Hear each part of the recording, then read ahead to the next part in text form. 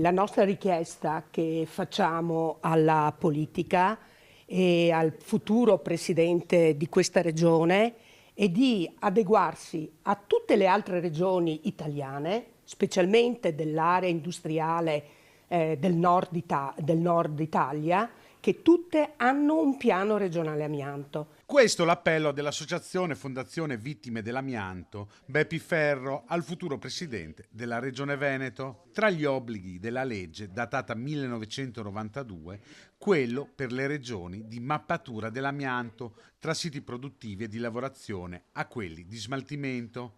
Un tema, quello dell'amianto, che riguarda la salute di tutti. Basti pensare che dal 1992 al 2021 sono stati registrati in Veneto 2.864 casi di mesotelioma, portando la regione al quinto posto a livello nazionale. Purtroppo in tutti questi anni diciamo che è andato a scemare quello che una volta era un'attività fatta con molta attenzione, che è quella della sorveglianza sanitaria degli ex esposti ad amianto, e anche il problema dell'amianto è andato a scemare.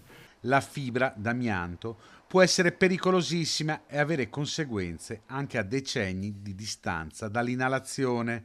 Proprio per questo la regione deve intervenire. Noi chiediamo alla politica di finalmente redigere un piano regionale amianto. Diciamo che noi abbiamo la necessità anche di sederci a un tavolo e discutere di questi aspetti, perché una cosa è fare compilare la carta, una cosa invece costruire una programmazione di come devono essere fatte tutte queste cose.